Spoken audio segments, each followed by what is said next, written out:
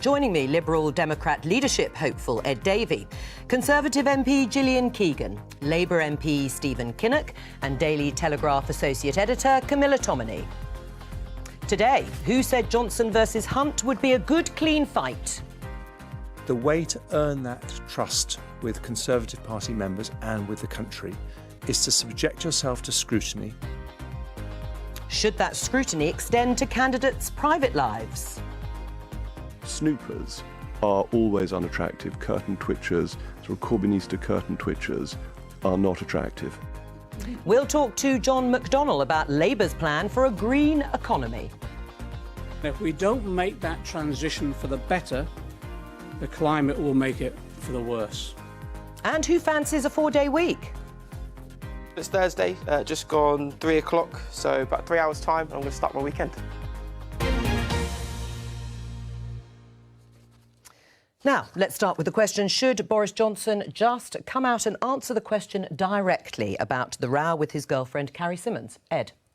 I think he should. I think he's seemed to be hiding, and the whole approach that Boris Johnson is doing is not subjecting himself to scrutiny on anything. And I remember Theresa May in the 2017 election. She thought she'd won. She didn't subject herself to scrutiny, and she lost. So Boris Johnson's advisers need to sort of sort themselves out. And I also think the whole thing is fairly unedifying, isn't it? I mean, we saw that appalling debate last week. The Tory party nasty contest has just got nastier. Gillian, should he answer specifically the question about the row with his girlfriend? Well, it's obviously his choice, but if it was me, I would say yes. I mean, what couple hasn't had a row? I find it extraordinary that people... I mean, it was a row. It wasn't, you know, anything else. I would just say, yeah, we had a row and nothing serious, everything's fine. I think what's extraordinary about this is it's very unusual to have a row and your neighbours to be recording you and then to send it off to The Guardian and then insist the police actually take a record of it because the police went and said nothing to see and didn't record it, and then they insisted. So there is definitely a politically motivated thing we'll come back to that. A row's a row. What couple hasn't had a row? It's welcome to the human race, you know, we all do it. But if it is just a row, why should he come out and actually answer questions about his private life directly?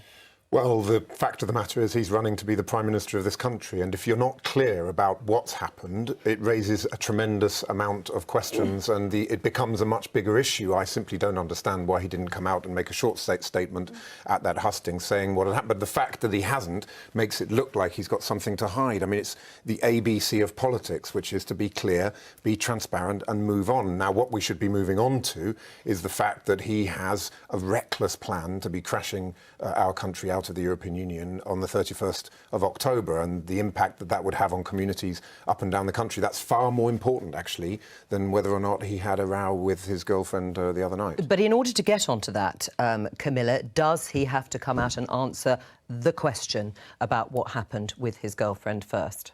Well, I think, first of all, he's being elected or hoping to be elected as Prime Minister, not the Pope, point one.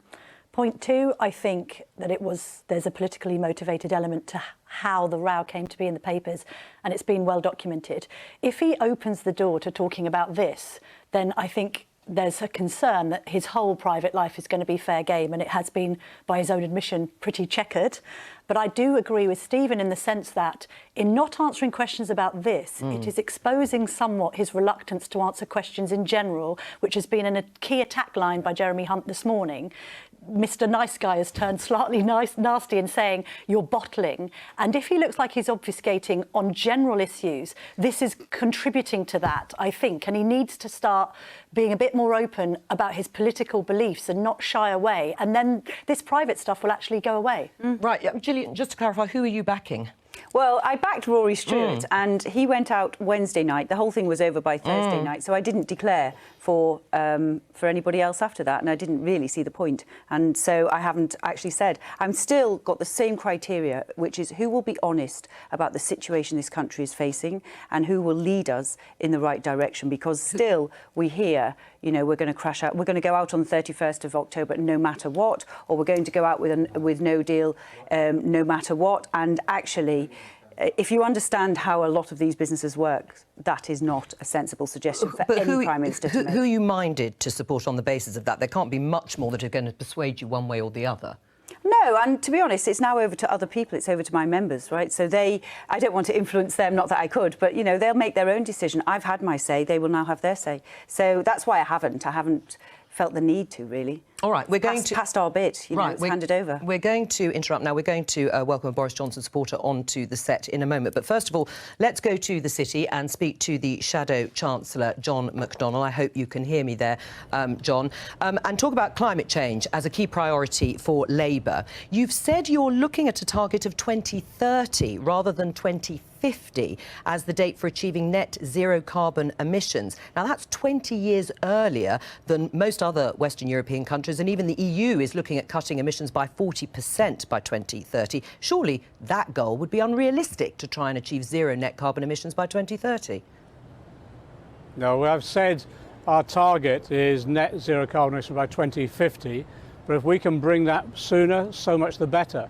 And that's why we're talking to people like Extinction Rebellion and others, saying, look, what ideas have you got to do this? Because so far the science is saying it's not possible, but we're open to ideas on this. Let's have this discussion. Right. I mean, could it become something that you will pledge then, bringing forward that date by 10, maybe up to 20 years? Well, we've already said as soon as we possibly can, but we'll be led by the science and what's practical and pragmatic. But also, you know, we've got to listen to the whole range of views on this. And often, you know, it's been the campaigners of the past that have actually got it right rather than some of the scientists. So we'll bring that all together and see how best we can bring that target forward, and because this is a climate emergency. Now, one of the charities behind trying to push for more progress on climate change has said in order to bring that target forward dramatically, it would mean severely restricting flights. Just as one example, people flying once every few years. The public wouldn't swallow that, would they? No, we've got to take people with us, but part of this discussion now is making sure that we all do recognise there's a climate emergency. And I think there is a growing awareness of that now. And therefore, what we've got to do is see how can we achieve that transition. But it's got to be a just transition. And it's got to be done in a way, yes, that we bring people with us. And I think people are up for fairly radical change now because, well, this is an existential threat to our planet. They want their children, their grandchildren to survive, and that's why, yes, we'll look at a whole range of policy options. And that in the City today, what we're talking about is how do we harness, yes, the investment resources of the government, but also the private sector to invest in the alternative technologies that we need. Before more discussion on climate change can go on, Brexit probably needs to be sorted out one way or another. It looks as if the Shadow Cabinet is going to back Remain in a second referendum. That will be made clear tomorrow, we've been told. What are you going to say, John McDonnell, to the likes of Len McCluskey, the General Secretary of Unite, and the party chairman, Ian Lavery, who are dead against it? Well, the consultation's going on at the moment. We're a Democratic Party. We met as a Shadow Cabinet last week. All our National Executive Committee members are being consulted by Jeremy Corbyn. He's meeting the unions today to consult them as well. We meet again as a Shadow Cabinet tomorrow, and hopefully now we'll arrive at a position that we can then publicly campaign for. And, you know, I'm in the same position as Ian Lavery. My constituency voted leave, but my view now is the first thing we've got to do is prevent a no-deal Brexit, and actually I believe it's better going back to the people now and letting them have a say. And in that campaign, I would campaign for Remain because I think it will protect people's jobs and their living standards. But let's have that debate and be honest about it and recognise and respect that there will be different views. Right, your position is clear, and we are expecting Labour to announce their shift in policy in terms of backing Remain in a referendum, another referendum. But my question is still the same. How do you square that with important figures in the Labour Party who are not interested in that debate? They're just vociferously against it, and they have said so repeatedly. But that's why we've got to respect other people's views and allow them to express those views. And then reject them. Jeremy Corbyn mentioned, I spoke to him, you know, before about, you know, what Harold Wilson did, which was he basically said, here's our party position, here's what I believe in, but yes, there will be different views and people should have that right to express those views, particularly if they're representing their local constituency views. I can completely understand that. That's the nature of this debate, because this issue is so important and so fundamental to the future of our country, to the living standards of our people. All right, before I let you go, John, we've had news that John Prescott, the former Labour Deputy Prime Minister, is in hospital having suffered a stroke. Is there any more detail you can tell us about his condition? No, I believe the family have put out a statement only a short while ago saying thank you to the NHS workers, the paramedics and others who've worked so hard to ensure that John comes through this. And I want to send my best wishes to John and my love to all his family. I think right the way across the Labour and trade union movement, and even I think amongst a number of his political opponents, will all be wishing him a speedy recovery. All right, John McDonnell, thank you very much. Let's return to the Conservative leadership contest. Let's just show our viewers the front page of The Times. And Jeremy Hunt has said that Boris Johnson is a coward. Is that how you see it, Camilla? Is he a coward for not facing the scrutiny? Well, no, I don't think he's a coward, because initially the electorate was 313 MPs, and at the time the campaign was very much focused on winning over support within the Houses of Parliament with a view to being in the final two. And to be fair, there had been talk about 6 to 12 months ago of Boris not making it into the final two, and he hadn't done enough work on MPs in order to convince them that he was the way forward. So I think that was appropriate. Now the electorate has extended somewhat. It's now, we think, anything between 100,000 and 160,000 members. They're going out to the hustings, but as I said earlier, I think he does have to now come forward and make the arguments. Journalistically, of course, I'd be plumping for him to be in other debates, because I think it's a two-horse race and both of them need to give the most fulsome and comprehensive account of themselves as possible. All right, let's welcome Robert Buckland in, Tory MP, Solicitor General. He's supporting Boris Johnson. Just while you're settling in, Gillian, isn't it a bit rich of Jeremy Hunt to, first of all, say he doesn't want to talk about Boris Johnson's personal life, he wants to focus on policy, and now he's calling him a coward for avoiding scrutiny about his personal life? Actually, I don't think he said it's about his personal life. He said scrutiny. So he's basically said there's a Sky debate that's been suggested and delayed, and there's very much a need to have more scrutiny before the ballot papers are issued for the postal votes. So effectively, he's saying he needs to go under more scrutiny. If you watch the hustings, which I did last night on Catch-Up TV, actually what you saw was Boris was a brilliant journalist. I mean, he was great. He deflected a lot of the answers. I mean, he dealt with Ian Dale magnificently, I thought. But he didn't go into the detail. And if you looked at the detail of the answers, they were slogans. There's nothing you could implement in terms of a policy. And actually, that's not good enough. So if he's got the cheering, adoring crowd of the Tory membership and a journalist that can't hold another journalist to account, then I think he ought to come under more scrutiny. And I am somebody who will have to be there implementing whatever it is. There's a critical issue here for the whole country. We have one candidate who is happy to have a hard Brexit in Jeremy Hunt, which will damage the economy. We've got another candidate who wants a no-deal Brexit, which will destroy the economy. And I want both of them to come under scrutiny. You know that Liberal Democrats want to stop Brexit. Of course we do. And I want to have both their arguments exposed and really dealt with, because it's critical we do that before either of them gets to number 10. Robert Buckland, let's just return to the issue we first discussed at the top of the programme. Were the couple that have been reported in the press right to report the incident between Boris Johnson and Carrie Symonds to the police? Well, look, I'm not going to get into the whys and wherefores of who said what. The police attended. Yeah. They've made a statement that there were no issues of continuing concern for them. Due process has been followed. I think the matter's closed. So they were right to report it, though, to the police? Look, as members of the public, they've got to use their judgment according to what they think at the time. This clearly has been looked at by the police. Police officers attended. The matter's been dealt with. Was it right that the couple recorded what was happening?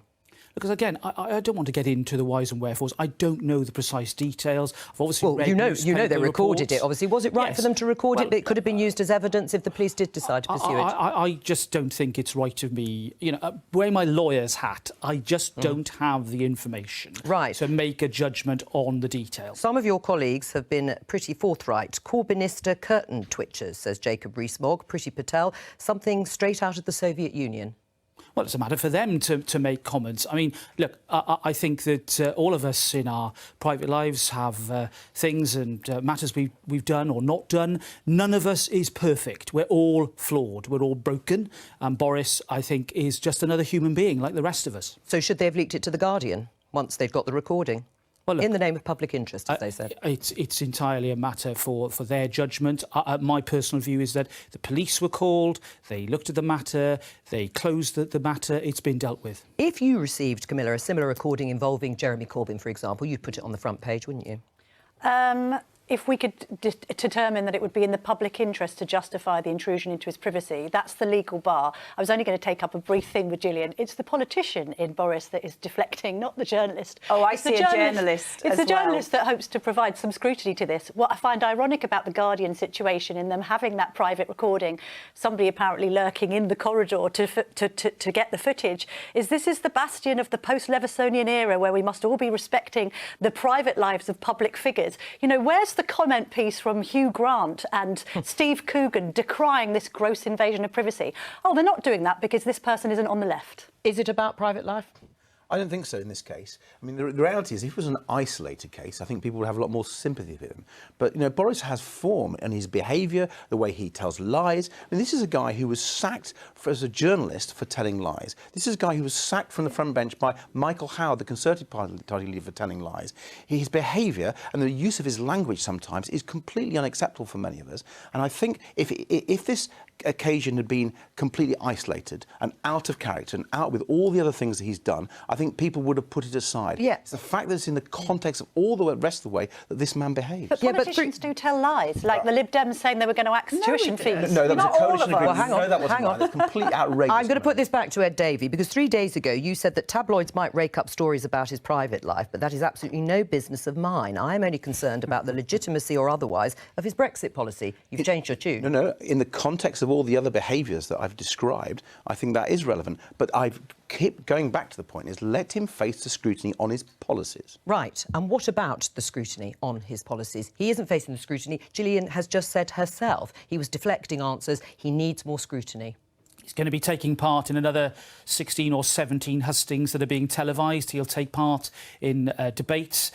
Boris Johnson is a politician who has had years of scrutiny. He's going through massive scrutiny at the moment. Due diligence is being done in a way that perhaps we haven't seen, in our political lifetime. So why the delay on the head-to-head debate on Sky?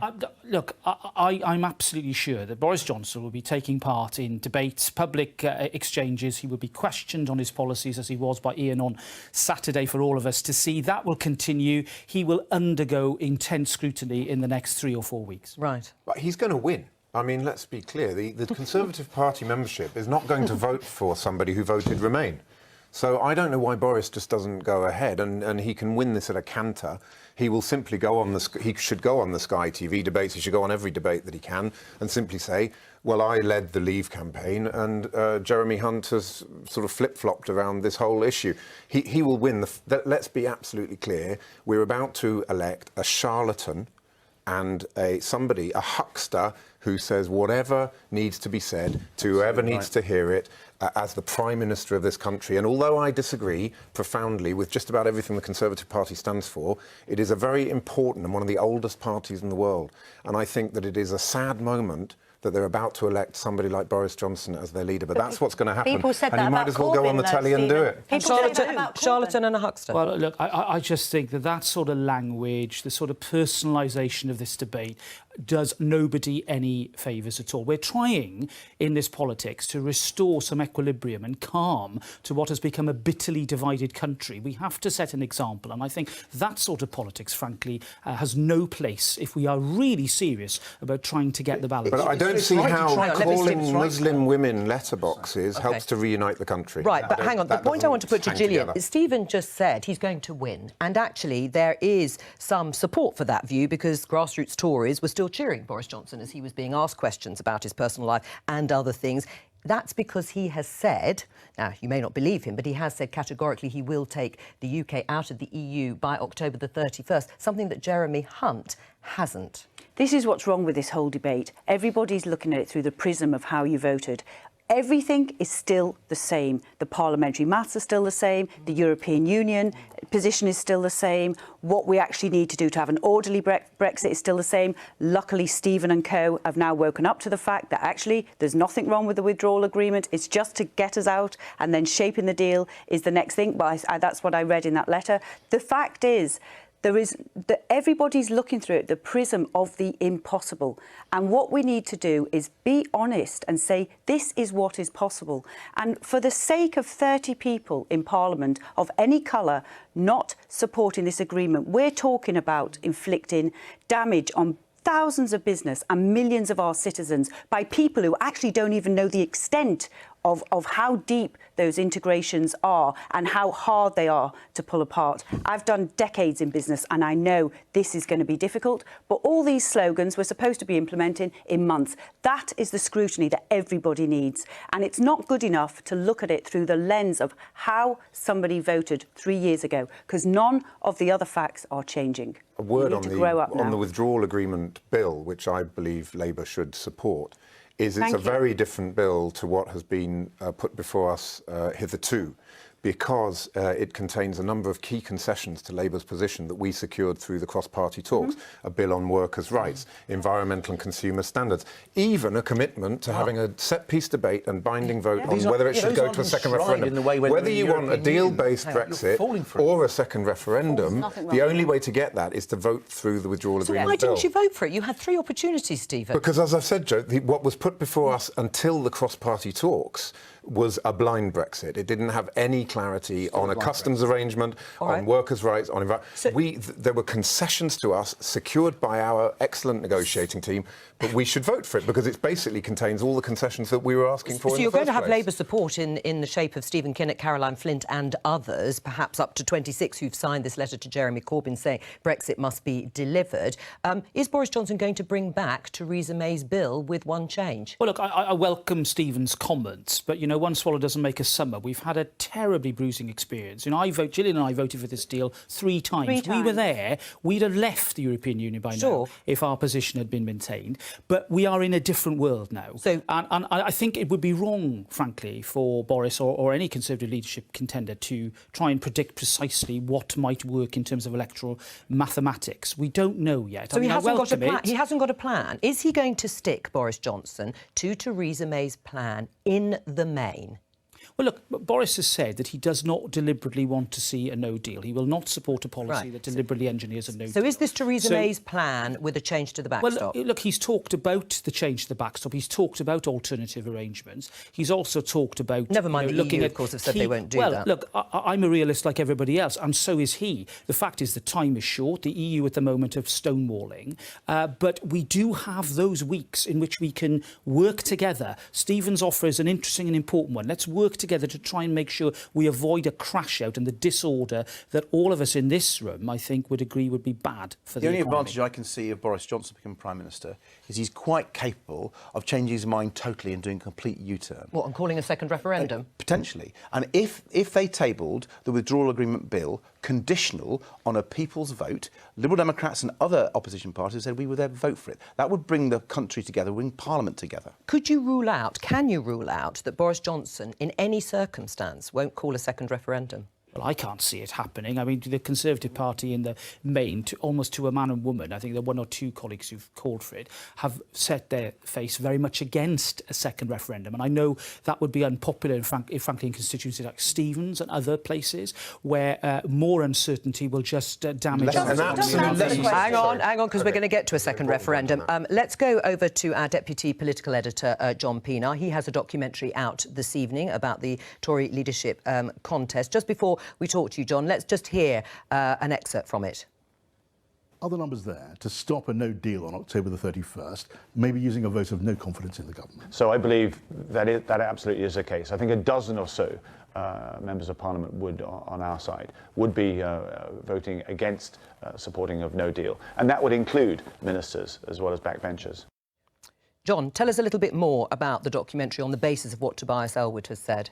Well, Joe, I think thanks to Tobias Ellwood there, we can say with some confidence that in the event of the next Prime Minister driving towards an exit with no deal, if attempts to find another deal in Europe, we know they are not exactly promising, if those efforts fail, if no other means is found to block a no-deal Brexit, leaving with no deal, those options have been explored exhaustively, Joe, and the advice from the House of Commons and outside experts is that there's no way of doing that as things stand. So the idea of the nuclear button, a vote of no confidence in the government, as the remaining means of stopping the government in its tracks before taking the country out with no deal, that it could come down to that.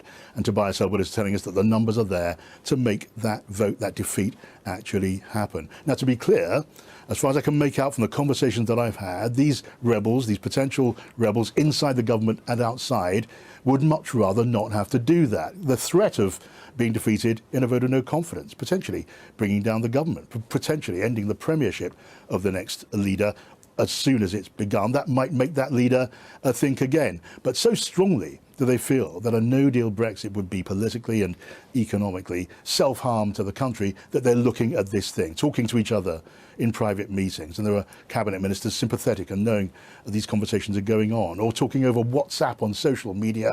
This is where we are just at the moment. So those, and there are those saying this won't happen, this threat would melt away. Well, Tobias Ellwood has got across the message they need to think again. John, thank you very much. And you can watch the full panorama by John Pienaar, the race for number 10 tonight on BBC One at 8:30. Robert Buckler, no deal can never happen on the basis that there would be a vote of no confidence and at least a dozen Tories would support it. Well, look, I think that this is wild talk, frankly. You know, anybody who can predict precisely where we're going to be at the end of October is a better politician than I am.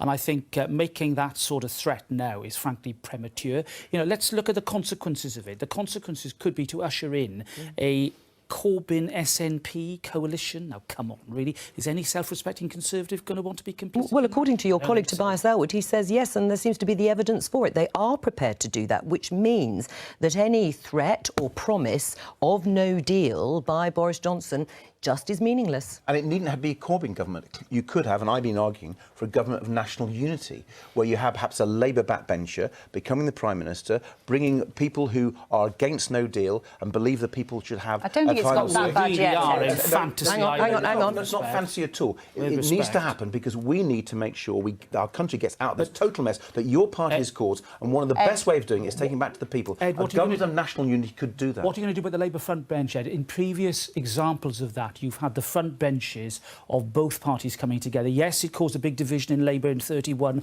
but I cannot see that happening. These are exceptional times. Well, but I can't. Yes, so you need exceptional people, not not a front bench worthy of the name. All right, what do you make, though, of a dozen? A dozen of your Conservative colleagues would be prepared to support a Labour vote of no confidence, when that might be, we don't know, in terms of stopping no deal. So here's what actually needs to happen. Anybody who wants to bring forward no deal has to come up with a proper no deal plan, and then it needs to be looked at and people need to vote on it or not. If there's no confidence in that plan, i.e. it's a slogan, and it doesn't say these are the tariff structures, these are affected industries, these are affected jobs, these are the mitigating strategies, this is what and be honest with the public, because nobody's saying what it means. If they do that, then there has to be a vote on it. All right. And if people then don't like it, then of course everybody will be able to scrutinise that. If they stick to this no deal, bad deal, all this slogans and rhetoric, then actually you cannot implement that, and therefore you can't just let them blindly go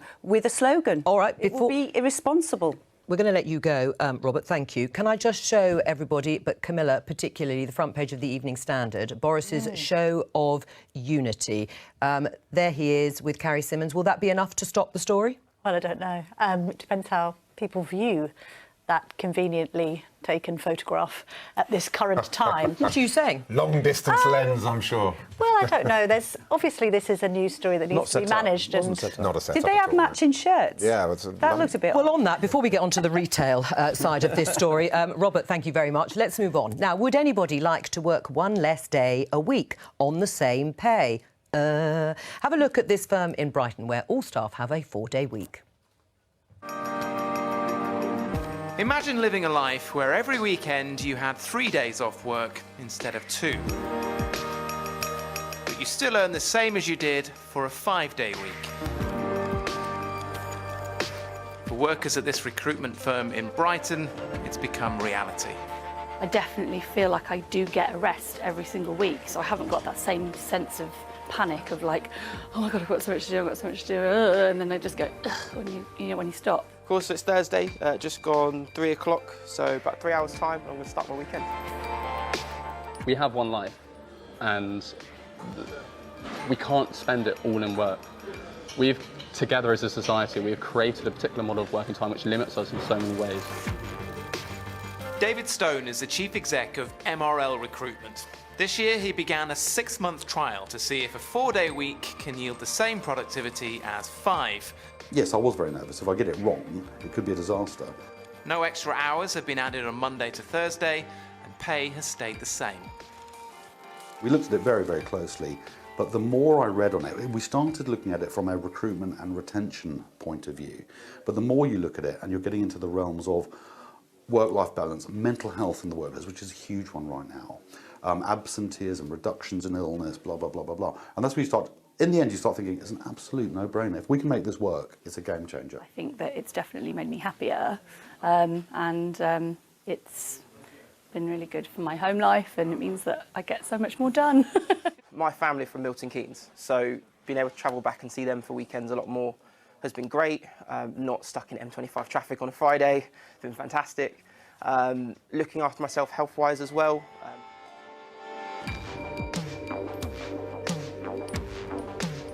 Although it's common in Scandinavia, the 4-day week trend is relatively new in the UK, but pressure is building for politicians to back it.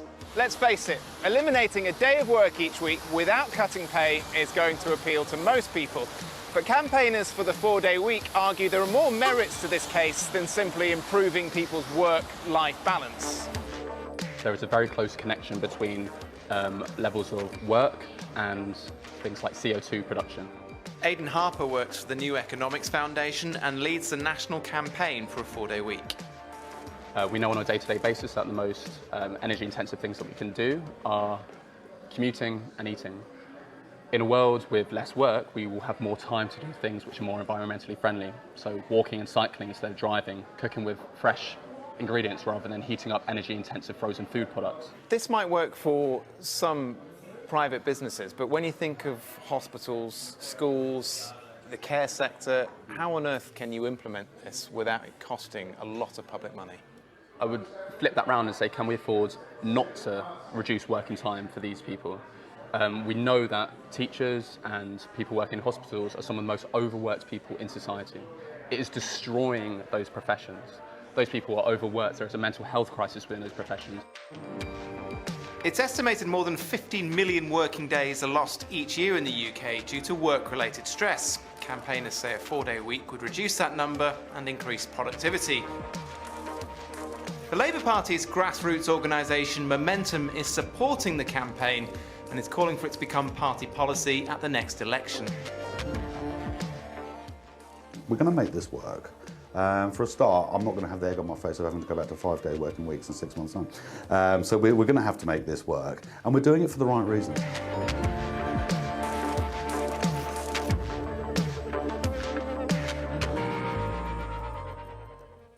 Stephen, Labour have been looking at this. They've been talking to Lord Skidelsky, who's been leading an inquiry and going to make recommendations, I think, mainly about the public sector. But do you think it could work? I think it's a really interesting idea. I'm not sure that it can be a one-size-fits-all. I think there are certain businesses that would really struggle because they don't have the scale. But what's really important as well is that it can't just be a measure in isolation. It has to be part of a much broader industrial strategy where you can actually fund, get investment moving so that companies invest in their plant and machinery, because if you need that, if this is about solving the productivity puzzle, it's not going to work on its own. It's got to be part of a complete shift in the way that our economy works. And actually, going back to your previous interview with John McDonnell, the link into the green industrial revolution, because of course, if you reduce working hours, that's going to have a positive impact in terms of the environment as well. So there's an opportunity here to create more jobs, to create the right kind of jobs, but it can't just be a measure in isolation. It has to be embedded in a broader industrial strategy. adding to that, I would say that I think there needs to be more flexibility when it comes to workers and their output as opposed to workers and their hours. This obsession with 9 to 5, everyone commuting on the same crowded trains and coming back, but it doesn't actually suit working mothers, particularly who are trying to factor in school runs and even attending things at school for their children. What difference does it make if you started at 11 and you had a break to collect the children and then you went back to work in the evening if the work gets done? So this kind of rigorous adherence to the way things were done post-industrial revolution needs to change. Equally, again, thinking about working women, I do get concerned when I hear friends who say, I'm going to do 3 days a week, and then I find out they're actually doing 4 to 4.5, but only being paid for 3. So it needs to be a situation where these companies that you've showed in that film, clearly it works for them economically, but one doesn't want to get to the point where people are actually being paid less to do the same amount, just crammed into a shorter time frame. If it does increase productivity and the number of days that people take off sick goes down because they're working a 4-day week, shouldn't this be the sort of radical policy that the Liberal Democrats would pursue? Well, we're happy to look at it, but I do believe it's about flexibility and choice. So when I was the Employment Affairs Minister during the Coalition, we looked at right to request flexible working. We extended it to everybody, so more people could have the opportunity to get flexible working. We looked at shared parental leave, and we brought it in to enable young couples to be able to manage and share the leave that the state has given them in a way that suited them. And I think that more flexible, more choice-focused way is absolutely the way forward. And I think that leads to greater productivity. So there is a win for the economy, and there's a win for parents and for workers. Gillian? Well, clearly the future of work is going to be very different than the past of work. And, you know, technology has enabled a revolution in the way that we work. As Camilla said, output-based. Agile working is the phrase that businesses use.